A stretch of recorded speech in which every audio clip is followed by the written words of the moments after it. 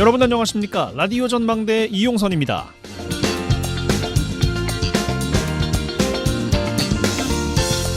지방의회가 원구성 마치고 하반기 일정을 시작했습니다. 대전시 의회는 의장 선거가 무산되면서 원구성을 못하고 있다는군요. 의장단 선거가 법적 다툼으로까지 이어진 지방의회도 있습니다. 충남 예산군 의회 군의원이 11명인데요. 5명만 참석해서 의장을 선출했는데 재적의원 과반수 출석에 과반 득표라는 규칙이 지켜지지 않았다는 이유로 법원에 효력정지 가처분 신청을 낸 상태입니다. 울산 남구의회 국민의힘 의원과 민주당 의원이 미리 의장단 선출에 합의하고 합의서도 썼는데 선거 결과가 합의대로 나오지 않은 겁니다. 결과에 반발한 민주당 소속 의원들이 원구성에 합의하지 않으면서 이틀째 파행을 겪고 있다는 소식.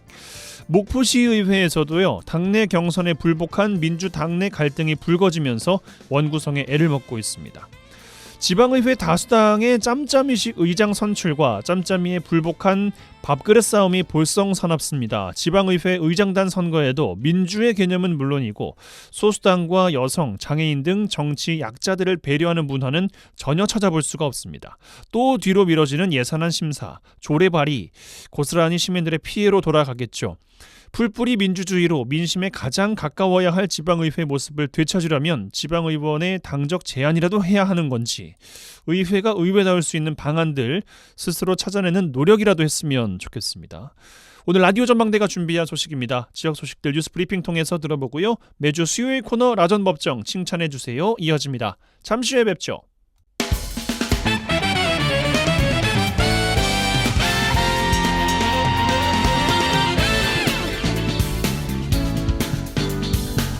네, 7월 3일 수요일입니다. 라디오 전망대 시작합니다. 먼저 우리 지역 뉴스 정리해보죠.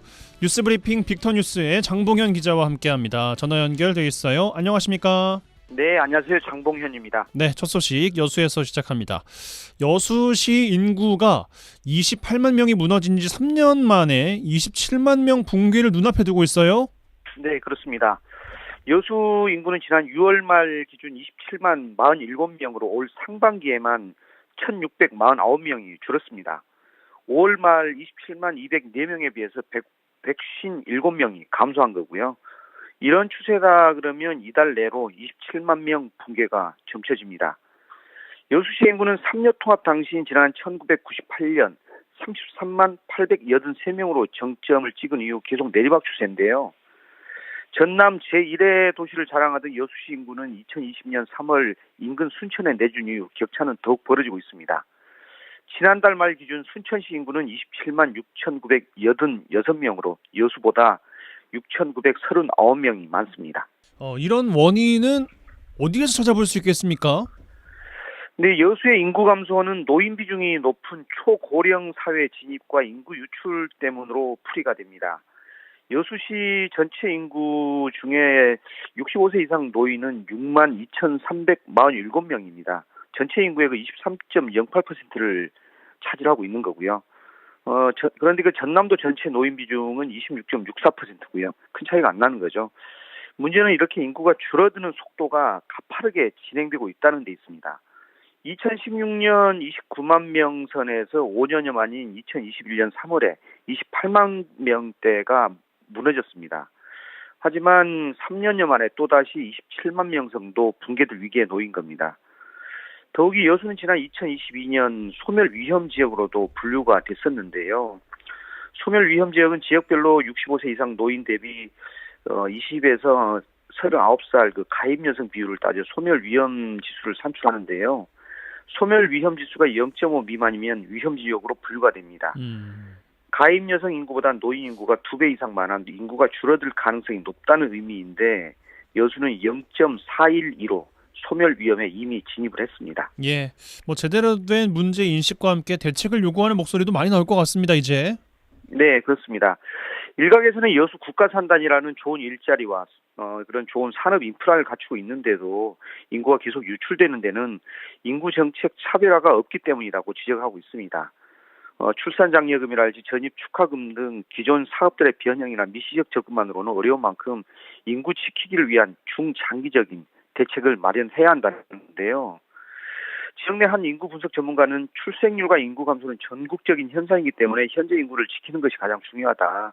그러면서 지역에서도 다양한 인재들이 자신의 재능을 꼽힐 수 있도록 산업, 주거, 교육, 문화 등 일자리와 연계하는 여수만의 다양하고 특별한 전략이 필요하다고 강조를 했습니다. 예. 알겠습니다. 기대를 해보겠습니다. 자, 다음 소식입니다. 전남도가 추진하는 국립의대 공모 순천 반대 속에서도 결국 용역이 추진됩니다. 네. 전남도는 최근 국립의대 신설 정부 추천을 위한 용역을 주관할 기관으로 글로벌 컨설팅 회사하고 대형 로펌으로 구성된 컨소시엄을 선정하고 계약 체결을 완료했는데요. 용역 착수금으로 전체 용역비 9억 5천만 원에 30%를 먼저 지급을 하고 나머지 70%는 용역이 완료가 되면 지급을 하기로 했습니다. 전남도가 제시한 공모, 심사, 정부 추천의 시간을 감안하면 공모를 위한 데드라인이 사실상 한 달가량밖에 남지 않았다고 볼 수가 있는데요. 공모가 이뤄지려면 목포대와 순천대 두 대학이 이달 말 또는 8월 중순까지 응모를 해야 합니다. 그래서 용역기관 심사를 거쳐 10월 말까지는 의대 설립대학을 정부에 추천을 해야 하는 게 그런 계획이죠. 전남도는요. 문제는 전남도 차원의 공모를 반대하는 순천 지역의 입장 변화. 아직까지는 좀 감지하기가 힘든 상황인 것 같습니다. 네. 그래서 순천 지역의 태도가 바뀌지 않으면 공모 취지가 바라면서 국립의대 설립 동력 자체로 지장을 줄 수 있다. 그런 말들이 나오고 있는데요. 그래서 순천대가 공모에 응하지 않으면 대통령 지시대로 지역 의견을 수렴을 했다. 그러면서 목포대 한 곳을 의대 설립 대학으로 정부에 과연 추천할 수 있을까요? 또 만약에 추천하더라도 정부가 이들을 받아들일지도 미지수입니다. 또 목포대 한 곳만 응모하면 용역비를 굳이 지급해가면서까지 정부 추천을 위한 심사를 할 필요가 있느냐 그런 지적도 나옵니다. 일각에선 공모 데드라인이 얼마 남지 않은 상황에서 김영록 지사 등 전남도의 막판 역량 발휘와 도에 대한 불신을 거둬들이는 순천의 전향적 태도를 기대하고 있는데 또 공모 강행 외에 다른 출구 전략 모색을 바라는 그런 목소리들도 나오고 있습니다. 예, 이와 관련해서 오늘 노관규 순천시장 반응도 SNS를 통해서 내비쳤습니다. 네, 맞습니다. 노관규 시장은 페이스북에 의대 용역 계약 파행 급행 열차가 출발했다면서 전남도를 비판하고 경북도가 부럽다 그렇게 적었는데요. 경북도 같은 경우는 안동대는 국립의대 또 포스텍은 연구 중심 의대 신설을 정부에 요청한 사실을 염두에 두고 한 말입니다. 그래서 노 시장 말은 전남도도 어느 대학 한 곳만 추천하지 말고 일반 의대, 공공의대를 설립해 달라고 정부에 요청을 하라 그렇게 압박을 하는 거죠. 예. 알겠습니다. 자, 마지막 소식입니다. 광양경제청장의 적임자가 없어서 공모 절차가 세 번째 진행되고 있어요. 네. 전남도는 제7대 송상락 광양경제청장 후임자를 찾기 위해서 지난 4월부터 청장 공모에 들어갔습니다. 당시 공모에는 지원자의 1명이 불과해 전남도는 재공모를 진행을 했고요. 총 6명이 지원을 했습니다.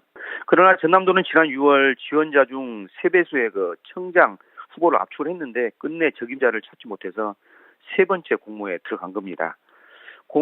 청장 공모 절차는 한 2달 정도가 소요되는 것으로 알려졌고요. 송상락 청장은 지난 1일 임기를 마무리하고 퇴임을 했고 공석인 광양경제청장 업무는 신임 행정개발본부장이 대행을 하고 있습니다. 예, 알겠습니다. 뉴스브리핑 빅터뉴스의 장봉현 기자와 함께 짚어봤습니다. 고맙습니다. 네, 수고하셨습니다.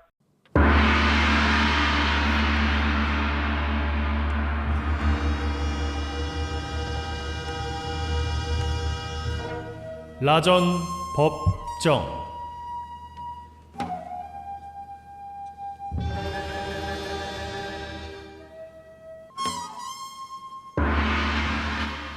내 생각만 옳은 것은 아니다. 이런 주장도 있다. 이슈를 바라보는 눈을 키워드립니다. 라디오 전망대 라전 법정 시간입니다. 매주 수요일 시간 오늘도 두 분과 함께합니다. 부부 변호사 송하진 이결아 변호사 두 분 어서 오십시오. 네, 안녕하세요. 안녕하세요. 반갑습니다. 하반기의 첫 시작이죠. 예. 어떻게 벌써 하반기인가요? 한 주 보내셨는지 근황 여쭙겠습니다. 그러게요. 저기 끼지 하반기 마시고. 시작에 좀 이렇게 기뻐해 보세요. 좀. 야, 신난다. 신나네요. 신납니다. 이렇게 무기력하십니까? 하반기의 시작이라고 하는데. 하반기 시작과 동시에 조금 일이 많았어요. 그래요? 업무 스트레스가 또 이렇게 찾아오고 있는데 곧 있으면 또 즐거운 휴전기가 찾아오고 있으니까요. 그날만 손꼽아 기다리고 있습니다. 휴전기가 언제입니까? 7월 말 8월 초 2주간 2주간. 예. 손 꽂고 계세요? 예, 진짜 달력만 쳐다보고 있습니다. 근데 예전에도 이야기 주셨던 것 같은데 휴정기라고 뭐 일을 안 하는 건 또 아니라고 하셨잖아요. 그렇긴 한데 이제 재판 자체는 없으니까 아. 예, 그리고 뭐 하다 보면은 결국에는 닥쳐야지 일을 하는 건데 닥치지는 않잖아요. 닥치지는 않으니까요. 너무 지금 막말하시는 거 아니에요? 사실은 조산무사예요. 네, 뭐, 그렇긴 하죠. 예, 늘 정해진 스케줄은 있기 때문에 사실 언제 하느냐의 차이일 뿐 그래도 또 맞아요. 사람 마음이 음. 몰려 있는 것과 좀 그래도 약간 분산돼 있으면 그리고 음. 중간에 좀 약간 텀이 있으면 좀 숨통이 트이니까 음. 어쨌든 장마철이라 그래서 비가 많이 올 것처럼 했는데 생각보다는 아직은 좀 그래도, 들어오는 네, 거예요. 그런 느낌은 있어서 일단 그렇습니다. 송 변호사님의 그 약간 좀 무기력함과 우울함이 이 비 때문은 아닙니까? 날씨와도 연관이 또 있습니까? 그런 것 같은데 이제 사실 그렇게 생각을 했어요. 비 때문에 내가 젖어지나. 근데 오늘 비가 안 오잖아요. 오늘은 왜 처지는 것인지 제가 한번 곰곰이 잘 생각을 해보겠습니다. 예, 예. 알겠습니다. 자, 화제의 판결로 바로 들어가 보겠습니다. 한 주간 어떤 판결 또 주목해 보셨습니까? 자, 무려 소송을 제기한 지 10년 만에 이제 판결 하나가 확정이 됐는데요. 이제 가습기 살균제 이제 피해자들 일부가 국가를 상대로 이제 그 회사 업체를 상대로가 아니라 국가의 책임을 묻는 이제 제조업체와 국가를 상대로 손해배상 청구 소송을 제기했는데 이제 뭐 원고가 5명이 남은 거예요. 최종적으로 5명 중 3명에 대해서 뭐 인당 300에서 500만 원을 지급하라는 2심 판결이 확정됐다라는 소식을 가지고 왔습니다. 예. 뭐 이 사건에 대해서는 참 뭐 아주 뭐 많은 분들이 지금 뭐 사망자가 1,860명에 이른다고 해요. 이 가습기 살균제로 인한 사망자만요. 그 외에 뭐 피해자는 계속 있고요. 근데 뭐 이 피해자들이 모두 소송을 제기한 것은 아니고 그중에 이제 가습기 살균제를 사용하다가 아이가 사망 또는 상해를 입었다라면서 그 피해자와 그 가족 13명이 처음에 2014년도에 제조업체와 국가를 상대로 손해배상 청구 소송을 제기를 했었는데 네. 이게 16년 11월에 이제 1심 판결이 있었는데 그때는 이제 기업 자체의 배상 책임을 인정을 했어요. 그 제조업체 책임은 인정을 했지만 국가 배상 책임에 대한 건 인정을 안 한 거예요. 예. 국가가 뭐 손해배상을 할 책임은 없다. 그런데 이제 2심에서 이거를 뒤집었습니다. 2심에서는 뭐라고 했냐면 환경부 장관이 이 사건 화학물질에 대해서 불충분하게 그러니까 충분하지 못하게 유해성 심사를 했고 그 결과를 성급하게 반영해서 이것은 유독물에 해당하지 않는다라고 안전성을 보장하는 것처럼 고시를 했고 그다음에 이제 국가가 안전성을 보장한 것과 같은 그런 어떤 외관이 형성이 됐다는 거예요.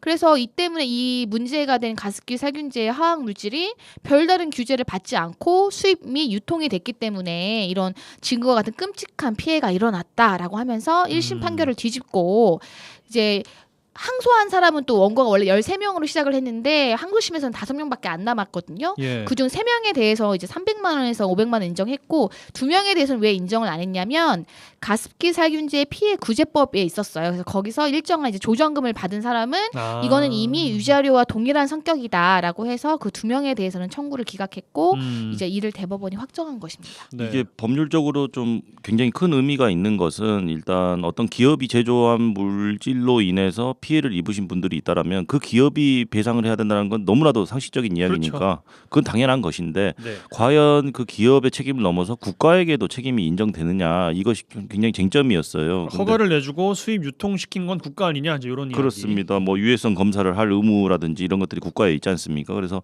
그런 것들이 소를 했다면 국가 역시 배상을 할 책임이 있다라는 것을 인정하고 이것이 이제 확정된 사례니까 굉장히 큰 의미가 있습니다. 근데 다만 이제 배상을 하라고 명한 액수가 너무 굉장히 작다는 소액이죠. 거죠. 그래서 이런 부분들은 좀 한계라든지 아니면 좀 아쉬운 점이라고 볼 수는 있겠지만 일단은 이런 형태의 피해를 당하신 분들에게 국가가 배상 책임이 있다. 라고 확정된 판결이 나왔으니까 앞으로도 좀 굉장히 영향이 있을 것 같습니다. 좀 더 엄격하게 관리를 하기를 기대할 수는 있을 것 같아요. 그렇습니다. 네. 이 변호사님 뭐 덧붙일 말씀 있으십니까? 네, 뭐 말씀하신 대로 위자료가 300에서 500이면 사실 소송이 14년도에 제기됐는데 10년 만에 물론 대법원에서는 심리 불속긴 기각으로 이제 바로 2심 판결을 확정하긴 했지만 네. 한 10여 년의 세월이 지났는데 이제 위자료의 액수는 사실 뭐 세월이 지났다고 해서 액수가 늘어나야 되는 것은 아니지만 좀 받아들이기가 이제 당사자분들한테는 뭐 그럴 것 같아요. 그래도 어쨌든 뭐 이런 이 가습기 살균제로 인한 피해가 사실은 계속됐고 그랬죠. 심지어 지금 그 주요 피의자는 계속 우리나라의 수사를 거부하고 있잖아요. 도피 중이잖아요. 그래서 이 좀 빨리 조속히 해결이 됐으면 좋겠어요. 예. 네. 알겠습니다. 뭐 나오는 후속 이야기들도 좀 주목해서 보시면 좋을 것 같습니다. 이 판결을 계기로 말이죠. 자, 주제로 넘어가겠습니다. 가족 간에도 금전 문제가 생길 수가 있습니다. 뭐 그동안에는 형사처벌을 피해갈 수가 있었는데 친족 상도례라는 형법 규정 때문이었습니다. 박수홍 씨와 친형 간의 분쟁에도 이 개념이 등장하기도 했어요. 최근에 헌법재판소가 이 친족 상도례에 대해서 헌법 불합치 결정을 내렸습니다. 정의가 또 어떻게 되고 뭐 어떤 내용들 요즘에 나오고 있는지 오늘 알아볼까 하는데 먼저 준비된 꽁트 듣겠습니다. 할머니. 오냐, 우리 강아지 왔어. 아니, 할머니 식사는 하셨어? 아유, 아까 내가 밥을 먹었던가 안 먹은 것 같기도 하고. 아유, 요즘 할미가 정신이 오락가락해요. 아이고, 근데 뭐 내 밥이 문제요? 우리 강아지 밥 먹자 얼른. 아니, 내가 우리 할머니 밥 먹고 커서 그런지 몰라도 내 할머니 밥이 제일 맛있어. 오냐 내 새끼. 아이고, 얼른 와 밥 먹자. 어여 묵어. 할머니 이거 뭔 냄새? 밥이 쉬었는데? 뭐시가 쉬어? 한 개도 안 쉬었구만. 우리 할머니 정신이 예전만 못하시네. 할머니 근데 할머니는 인감 통장이랑 도장 어디 있어? 이 세상에서 제일로 사랑하는 손주가 딱 갖고 있으려고. 아이, 근데 인감은 절대 아무한테도 주지 말라 그랬는데 그거. 할머니 나를 지금 못 믿는 거예요? 아니 나야 나. 할머니 제일 큰 손자 송나전이에요. 송나전. 알지 우리 큰 손자. 아유, 내가 인감을 어디다 뒀더라. 야, 여기 있다. 할머니 나 밥은 됐어. 나 바빠서 가보려고. 아유, 인자 또 언제 올 거요? 아니 바빠서 오래 못와. 나 가요. 할머니 재산이 내 재산이지 뭐. 이제 언젠간 내 돈 될 거 뭐 미리 갖고 오는 개념이지 뭐. 여기까지 이 나쁜 손자의 또 이 꽁트를 살펴볼 수 있었습니다. 여기 또 어떻게 해당이 될지 친족 상도례라는 개념이 또 잠시 후에 저희는 잠시 전하는 말씀 듣고 와서 광고 듣고 와서 살펴보겠습니다. MBC 라디오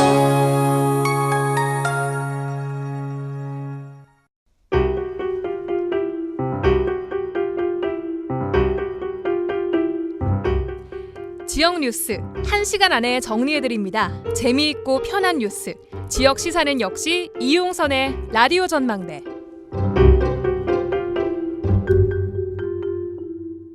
여수 MBC 라디오 전망대 함께하고 계십니다. 매주 수요일 코너 라전법정 부부 변호사 송하진 이결아 변호사 두 분과 함께하고 있습니다.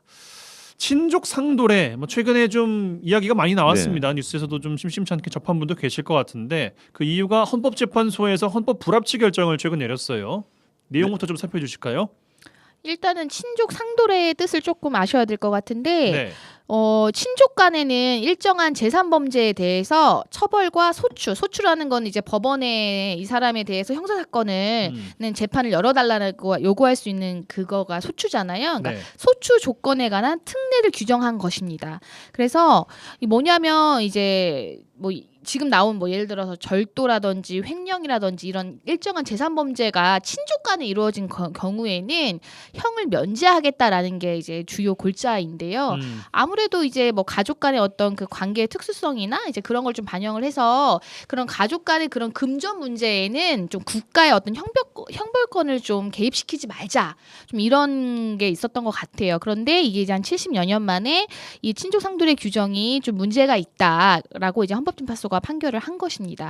그래서 이게 형법 328조에 1항에 이렇게 규정이 돼 있어요. 직계혈족, 그러니까 이제 부모님, 뭐 자식 간 이거 생각하기 쉽겠죠. 그다음에 배우자, 그다음에 동거하는 친족, 그다음에 동거하는 가족, 음. 그리고 또 그 배우장 간에는 일정한 이 이제 재산 범죄에 대해서는 그 형을 면제하도록 돼 있어요. 그러니까 내가 피해를 엄밀히 본 게 맞다고 하더라도 그 가해자가 나와 이런 관계가 있을 때는 아예 뭐 위법성은 인정이 되지만 형을 면제해주겠다라는 아주 되게 뭐 특별한 규정인 것이죠. 네. 그러니까 이게 전부터 굉장히 크게 문제가 있다라는 거 계속 지적을 받아왔던 것은 우선은 이제 직계혈 쪽이나 배우자, 동거 친족, 동거 가족 또는 그 배우자 범위가 일단 굉장히 넓습니다. 그러네요. 예. 그 동거 친족, 동거 가족 그리고 그 배우자까지 포함되는 거거든요. 그러면 이 사람들은 어떤 사기죄나 뭐 절도죄나 뭐 횡령죄나 이런 것들을 범한다고 하더라도 형을 면제한다라고 돼 있으니까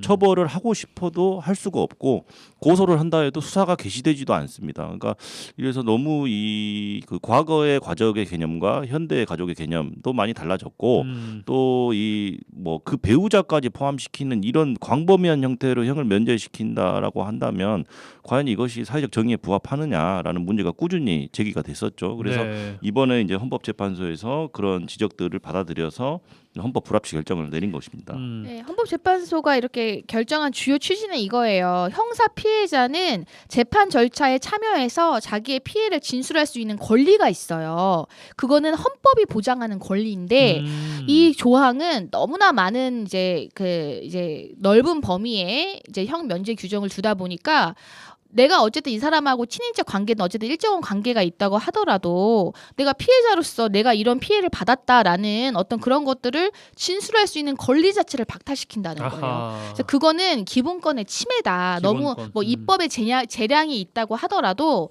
너무 그 재량의 범위를 넘어서서 재판 절차 진술권이라는 기본권을 침해한 것이기 때문에 이거는 이제 없어져야 된다라고 얘기를 한 것이죠. 이제 예. 필요성 자체는 인정을 하지만 너무 범위가 넓은 거 뭐 이런 것들을 지적하면서 이제 헌법 불합치 결정을 한 겁니다. 그렇죠. 가족이라는 이유로 범죄 피해를 당했음에도 불구하고 그것을 수인을 해라라고 한다는 것이 어떻게 보면은 너무나도 가혹할 수도 있지 그렇죠. 않습니까? 예. 그래서 뭐 가족 구성원의 권리를 일방적으로 희생시키는 결과가 될 수도 있다. 이런 점들도 지금 지적이 됐고 그 재산 범죄 어떤 돈하고 관련 있는 범죄잖아요. 재산 범죄의 불법성이 뭐 일반화시킬 수는 없지 않습니까? 그래서 일반적으로 경미하다고 단정하거나 피해자가 뭐 수인 가능하다, 피해자가 뭐 이 정도는 이해할 수 있겠지라는 뭐 범주에 속한다든지 아니면은 뭐 피해 회복이나 친족간 관계의 복원이 쉽다라든지 이렇게 단정할 수가 없다라는 이유도 들었고요. 그러니까 케이스는 굉장히 다양할 수 있는데 그런 것들을 면밀하게 사안별로 따져보지 않고 일률적으로 이건 다 형을 면제하겠다, 처벌을 할 수가 없다 이렇게 보는 것은 문제가 있다. 그리고 이 부분이 가장 좀 의미가 있을 것 같아요. 피해자가 그러니까 가족인 피해자가 독립해서 자유로운 의사결정을 할 수 있는 사무처리 능력이 결여된 경우, 그러니까 예를 들자면 뭐 미성년자일 수도 있고 네. 아니면은 심신이 좀 미약한 어떤 장애인일 수도 있지 않습니까? 아니면 뭐 고령이신 분들도 계실 그렇습니다. 테고. 예. 그래서 그런 경우에 이런 적용을 계속 뭐 쓰는 것은 뭐 가족과 친족 사회 내에서 상대적으로 굉장히 취약한 지위에 그렇죠. 있는 구성원에 대한 경제적 착취를 용인하는 결과를 초래할 우려가 있다. 굉장히 의미가 있는 이야기인 것 같아요. 그래서 경제적 착취라는 용어를 썼군요. 그렇습니다. 그러니까 단순히 이런 거예요. 만약에 저금통 엄마가 이렇게 저금통 모아놓은 거에 그거 좀 손댄 거 아니면 엄마 지갑에 있는 뭐 돈에서 뭐 한 뭐 1,000원짜리를 꺼내 이런 건 사실은 절도잖아요. 남의 그쵸. 그렇죠. 예. 그런데 이런 거는 뭐 일일이 고소를 해가지고 뭐 처벌하고 이런 문제가 아니. 근데 우리가 말하는 이제는 헌법에서 말했던 게 모든 것이 일반적으로 경미하지가 않다라는 게 이게 억대일 수도 있고요. 뭐 큰 그렇죠. 부동산일 수도 있고 많거든요. 근데 일률적으로 다 형을 면제시켜 버리니까 너무 이제 특히나 그런 더 취약한 그 이제 피해자들은 보호가 더 안 되는 거예요. 그래서 그러다 보니 그런 걸 다 반영하고 또 이제 시대의 흐름도 반영을 한 것이죠. 네, 뭐 가족의 개념도 개념인데 네. 그 요즘에는 특히 진짜 가족이 진짜 마음 같지 않을 때도 있어요. 그리고 전문 용어로 그 가족들한테 뒤통수 맞으면 더 아픈 거 아니겠습니까? 굉장히 아프죠. 예. 예. 모르는 사람도 아니고 그렇죠. 아는 사람이었을 때는 그 충격은 더 크겠죠. 근데 문제는 그런 일들이 심심찮게 일어난다라는 게 좀 문제인 것 그러니까요. 같아요. 네. 뭐 그동안 소갈이 하신 분들도 많이 계실 거고 뭐 향후에 뭐 이런 게 좀 방지가 될지 뭐 이런 것도 좀 지켜볼 대목인 것 같은데 그 이번 헌재의 결정이 나오기까지 지적 장애인 편에선 변호사의 노력이 있었다 뭐 이런 이야기도 있던데 요거 소개 좀 해주세요. 맞아요. 이제 부산에서 이제 활동하시는 변호사님이신데요. 네. 이분도 이거예요. 이제 지적장애 3급의 장애인을 어떤 기관을 통해서 이분의 어떤 안타까운 사연을 접하게 된 거죠. 이제 이분은 삼촌, 그러니까 작은 아버지를 준사기 횡령 혐의로 고소를 했는데 네. 이제 왜 그러냐면 이제 이 장애인의 부모님이 돌아가시고 유산으로 한 2억 원 정도가 남았는데 장례식장에서 이제 작은 아버지가 너 우리랑 같이 가서 살자. 누가 너랑 같이 이제 우리가 돌봐주겠다 하면서 데려간 거예요.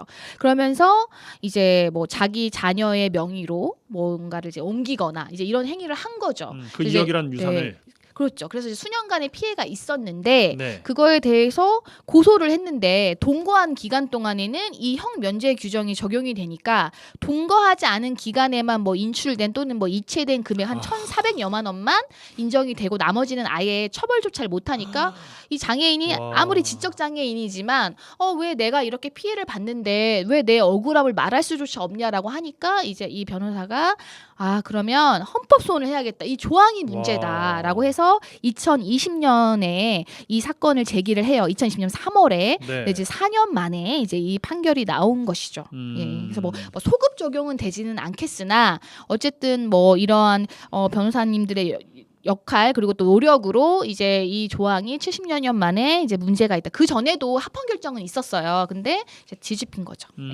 참 소급이 안 되는 것은 안 되는 건데 참 그렇죠. 안타까운 사연이네요. 그것도. 그렇죠. 굉장히 안타깝기는 하지만 이제 지금 방금 사례로 이야기하니까 훨씬 이해가 쉽잖아요. 그러게요. 예를 들어서 작은 아버지면은 삼촌입니다. 그러니까 삼촌하고 동거를 한 기간에 일어난 범죄에 대해서는 고소를 하고 말고 문제가 아니라 형을 면제할 수밖에 없게끔 규정이 돼 있잖아요. 근데 부모님으로부터 물려받은 재산 그리고 장애까지 있는 조카의 재산을 뭐 2억 넘게 그것을 뭐 이렇게 뭐 횡령하거나 아니면은 조카 명의로 오피스텔을 구입해가지고 대출 받게 해가지고 나중에 그거를 자기 자식 명의로 옮긴다든지. 그러니까 조카 앞으로는 빚만 남은 거예요. 이 이게 장애인 굉장히 앞으로는 악질적이고 어떻게 보면은 가족이란 이름을 이건 가족이 면제를 아니죠. 이렇게 예, 생각을 한다는 가족이라는 것은. 이름을 이걸 면제해줄 일이에요. 오히려 더 엄벌에 처해야죠. 그러게요. 그래서 뭐 이번 판결 굉장히 좀 합리적인 판결이 나온 것 같습니다. 네. 그 꽁트처럼 꽁트는 그 할머님이었잖아요. 그 손자가 맞아요. 와가지고 할머니 임감을 가지고 가가지고 뭐 어떻게 좀 해보려고 네. 아니 뭐 할머니 재산이 뭐 나중에 뭐 내 재산이지 뭐 이러면서 이제 그런 이야기를 하고 이제 끝이 났습니다. 친족 상돌의 규정을 없애야 한다는 목소리도 상당히 좀 오랫동안 이어졌던 것 같아요. 그러면 네 그렇습니다. 뭐 방금 한 이야기랑 같은 거죠. 우리 꽁트 사례도 결국 손자가 할머니 돈 노리고 와가지고 임감이랑 가져가서 밥도 안 할머니 먹고 재산들. 가고. 그렇습니다. 네. 나쁜 놈인데. 밥이 쉬었다 그러고 그러니까요. 맛있게 할머니, 먹기라도 했으면 몰라. 상처받았어 마상. 그렇습니다. 그래서 이런 뭐 범죄들이 계속 그러니까 이렇게 생기는 건 물론이고 피해자들이 이거를 처벌을 하고 싶다라고 의사를 표현해도 아무 필요가 없었잖아요. 그래서 이거 아주 잘못된 규정이다. 이거 없애버려야 된다. 이런 지적이 꾸준히 있었던 거예요. 그래서 네. 이번 판결에서 그런 어떤 잘못된 점들이 명백하게 좀 확인이 된 것 같습니다. 예, 헌법 불합치 결정이 나왔잖아요. 그럼 조항은 바로 사라지는 겁니까? 원래는 이제 헌법재판소는 합헌이다, 위헌이다 이렇게 이제 결정을 하게 되어 있는데 이제 변형 결정이라 그래서 위헌은 위헌이지만 이 효력을 바로 뭐 이제 상실시키면 너무 법적 안정성에 문제가 생긴다 해서 이제 뭐 어떠한 시한을 두고 개정을 해라 뭐 아니면 이 시한을 지나면 그냥 이제 그 이후에는 효력을 상실한다라는 이른바 이제 헌법 불합치 결정을 하는데 이건 이제 위헌 결정이에요. 헌법에 이거는 반한다라는 결정을 한 건데 이 사건은 저희가 이전에 이제 유류분 사건 했었잖아요. 유류분 사건도 위헌했을 때 2025년 12월 31일을 시한으로 이제 개정을 하라고 했고 뭐 적용을 중지한다 이런 주문은 안 들어갔어요. 그건 이제 민사 사건이니까. 근데 이거는 형법이잖아요. 그래서 결정 주문을 보면 형법 328조 1항 아까 그 조문 형 면제 규정은 헌법에 합치되지 아니한다. 법원, 기타 국가기관 및 지방자치단체는 2025년 12월 31일을 시한으로 입법자가 개정할 때까지 위 법률 조항의 적용을 중지하여야 한다. 그러니까 이 헌법재판소의 결정은 국가, 기관과 법원 그리고 지방자치단체까지 다 기속을 시키는 거예요.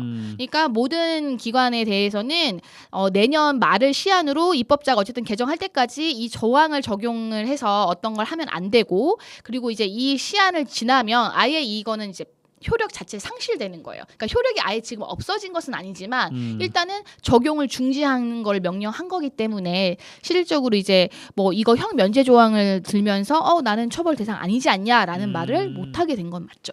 그러면은 언제부터 친족 대상 재산 범죄 그러니까 흔히 처벌을 언제부터 할 수 있겠다라고 이해하면 되겠습니까? 이게 말이 좀 복잡했는데 어찌됐든 2025년 12월 말까지 2025년 말까지 개정을 해라라고 하면서도 또 이제 그게 붙었죠. 위 법률 조항의 적용을 중지해야 된다. 그러니까 적용이 중지가 된 거예요. 적용이 그래요? 중지가 됐다라고 보시면 되고 그래서 바로 이제 뭐 이거하고 상관없이 뭐 수사라든지 이런 것들이 당연히 이루어질 수 있겠죠.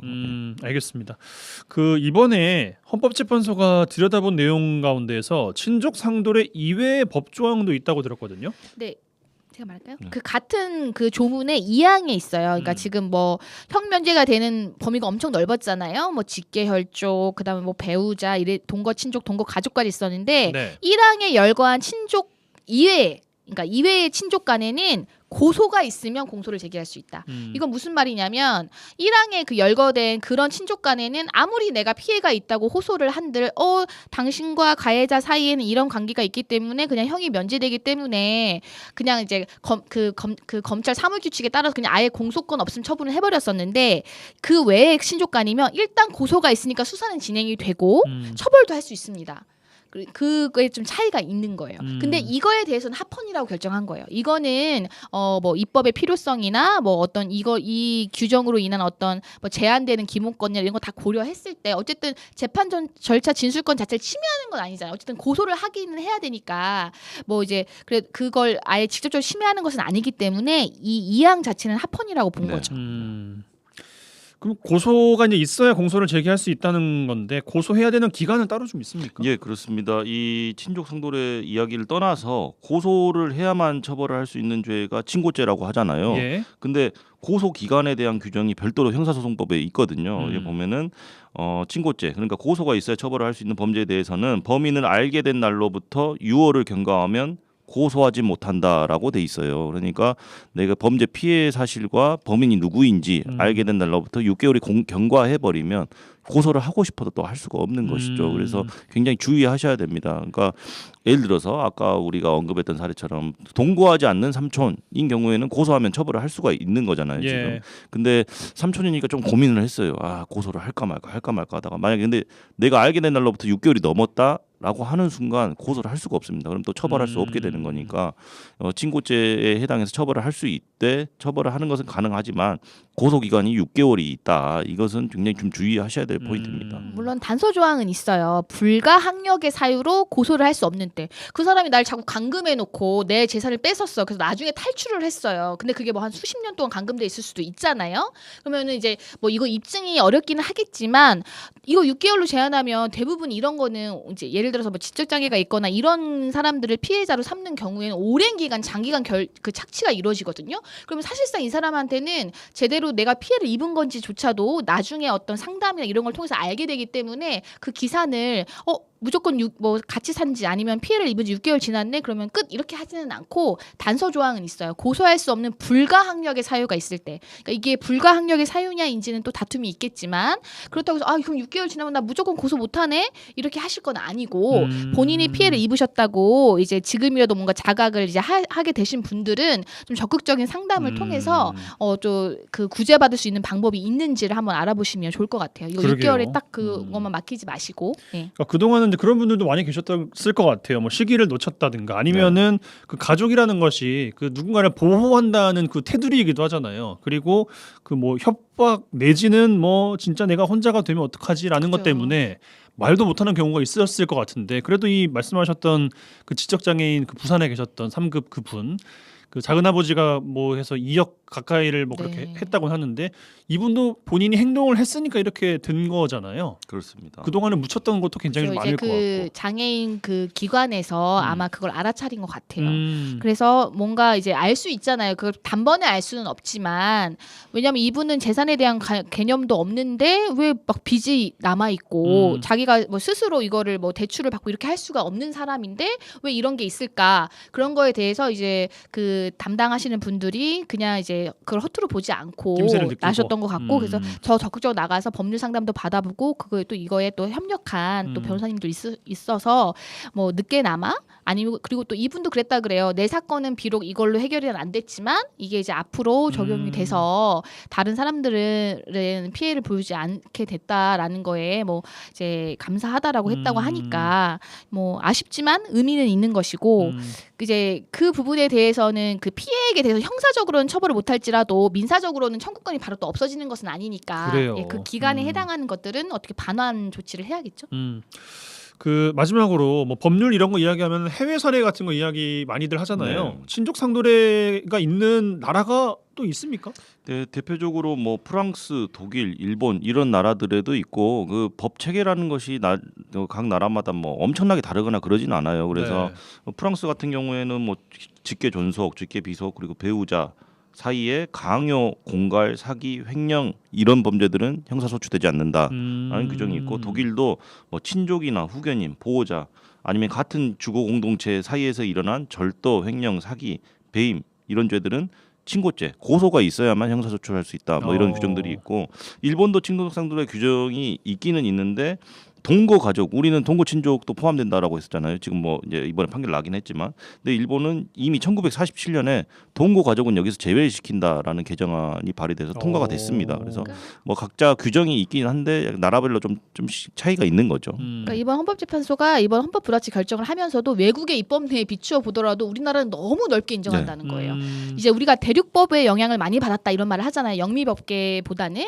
그러니까 이제 이런 뭐 독일이나 일본, 독일의 법을 좀 많이 전수받은 게 일본이고 또 일본의 영향을 받은 게 우리나라거든요. 그러니까 일본조차도 동거 가족을 1947년에는 제외하자라는 개정안이 통과될 정도인데 우리는 그거를 70년 동안 유지해 왔다는 거예요. 그러니까 너무 많은 범위를 인정해 오다 보니까 사실적으로 이 피해자들을 보호하지 못했다. 그 부분은 이제 분명히 개선이 필요하고 그다음에 헌법 불합치를 한 이유도 이게 필요성은 있어 보이는데 그러니까 이 위헌의 소지를 제거할 가능성이 여러 가지 선택지가 있다. 그러니까 입법자들이 좀 더 개선된 개정 입법을 하라는 취지거든요. 그러니까 이게 아예 없어져야 된다 이런 취지라기보다는 어떤 뭐 필요는 있어 보이지만 일정한 어떤 그 범주에 대해서는 근데 이거를 너무 넓게 인정하는 거 그리고 다 일률적으로 다 배제시켜 버리는 거 이거는 너무 문제가 있다라는 거니까 뭐 그 부분에서 이제 우리 국회의원 분들이 이제 또 새롭게 구성된 국회에서 이 부분을 좀 잘 국민들의 의견을 반영해서 이제 해주시면은 좀 더 이제 억울한 일이 좀 덜 생기지 않을까 이제 그런 생각이 듭니다. 네, 알겠습니다. 이번 주는 헌법재판소가 헌법 불합치 결정을 내린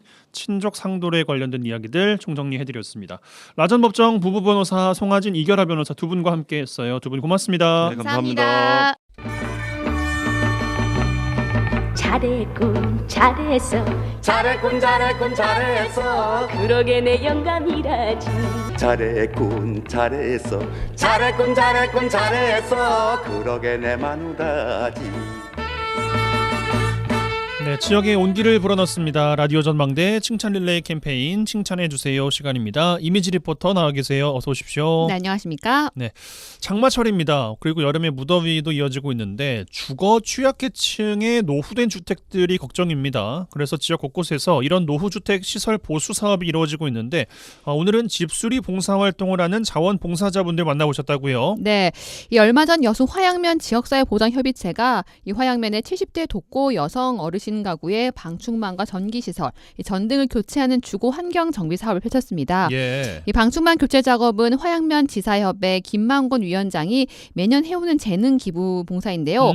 이 수년 전부터 여수 지역 곳곳에 어려운 이웃을 위한 집수리 봉사를 해온 베테랑입니다.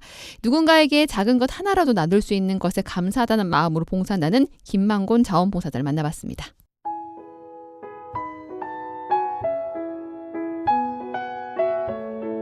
저는 화양면 지역사회 보장협의체 위원장으로 있는 김만곤입니다. 집수리는 지금까지 한 몇 년 동안 해온 거예요. 화양면에서 지역사회 보장협의체에서 계속 해왔던 사업이었고 또 전기라든가 노후 전기 또 현관등 교체 사업, 방충망 사업은 한 2년 전부터 방충망 사업은 해왔었고 이 집들이 오래되니까 방충망이 아주 안 좋더라고요. 전기도 옛날 전기, LED 등으로 안 돼 있고 그런 등은 이제 지금 차츰 거의 한 80% 정도는 전기 등은 교체되지 않느냐 그런 생각을 좀 가지고 오래된 방충망 뜯어지고 낡아서 이렇게 온 방충망 있잖아요. 그것은 직접 제가 갈아드리고 있어요. 화양면이 네. 고령 인구가 많아요. 그래서 지역사회보장협의체가 할 일이 굉장히 많은 거거든요. 네, 많습니다. 이 면에서는 돌산읍을 빼고 나서는 면에서는 율촌 소라보다 더 넓습니다. 면적이.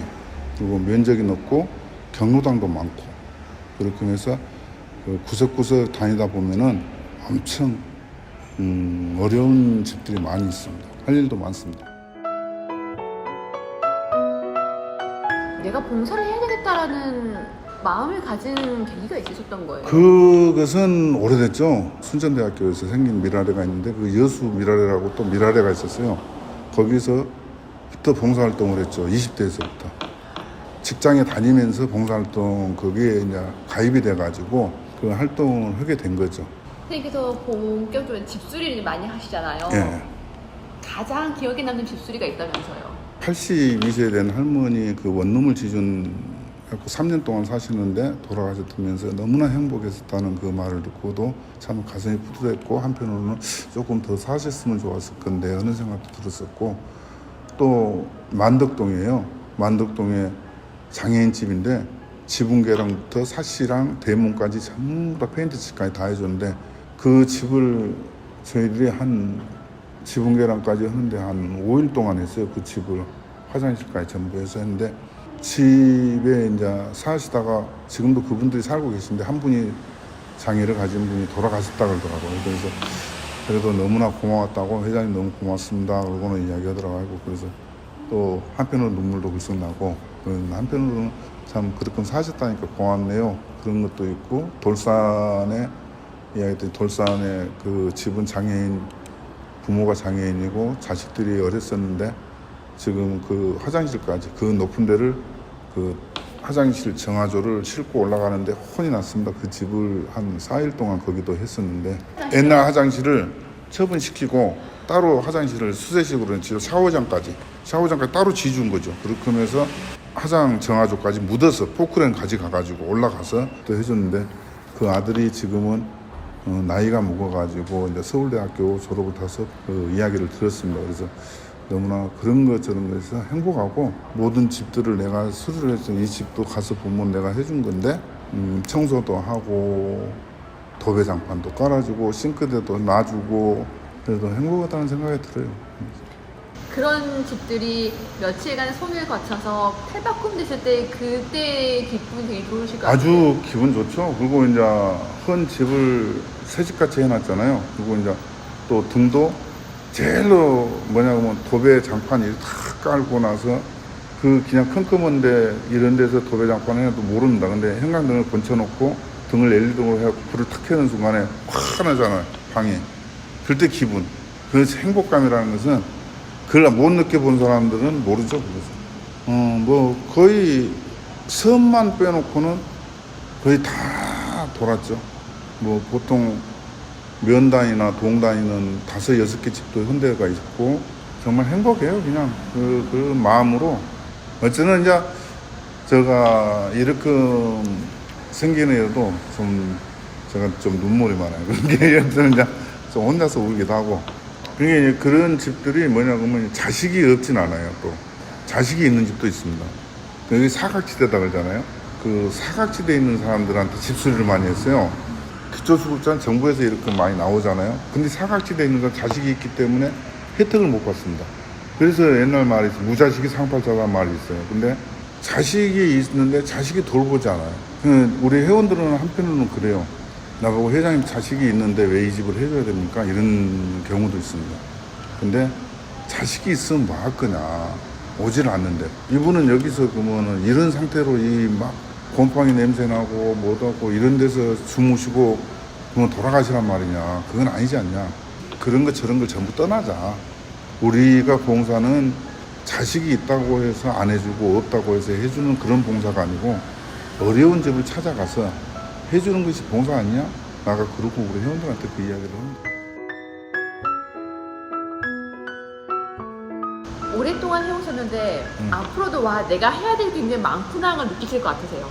엄청 많죠. 정말 난 어느 순간에 가족들하고 그런 이야기 했어요. 내가 좀 여유가 있고 체력이 좀 된다면은 봉사하면서 열심히 살 수 있겠다. 근데 그래도 지금 현재는 이 정도로 하는 것에 대해서 마음이 좋고 너무 뿌듯해요. 그래도 저희 지금 현재 봉사활동 회원들도 5명 있는데 그분들도 어렵습니다. 자기 사업을 하지만 아주 어려워요. 지업사 사장, 설비 사장, 사시 사장, 또 타이어 사장 이렇게 있는데 아주 어려워요. 근데도 불구하고 이 봉사를 어디 집에 한번 봉사로 가야 되겠다 그러면은 무조건 갑니다.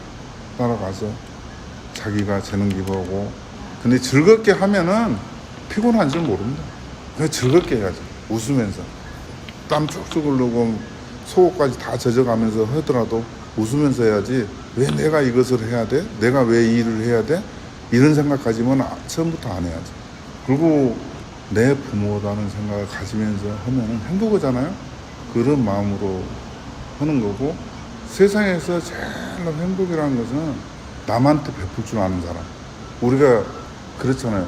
밥을 먹어도 내가 먼저 돈을 내면 행복한 거고 봉사는 내는 그래요. 그런 마음으로 봉사하면 제일 행복하다는 생각까지. 정치에 꿈이 있어서 그런 게 아니냐고 이야기했는데 저는 정치에 꿈이 전혀 없었어요. 봉사하는 데는 정말 행복하더라. 봉사를 하고 나면 나는 어디 가서 그런 말을 하고 싶어요. 봉사라는 건 뭐라고 생각하냐고 정말 행복하다. 내가 행복하다.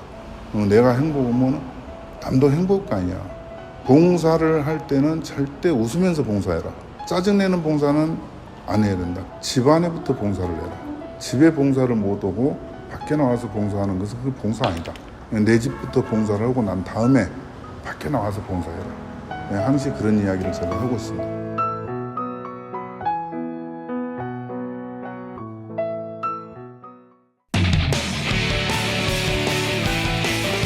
7월 3일 수요일 라디오 전망대 오늘 준비한 소식은 여기까지입니다. 오늘도 고생 많으셨습니다.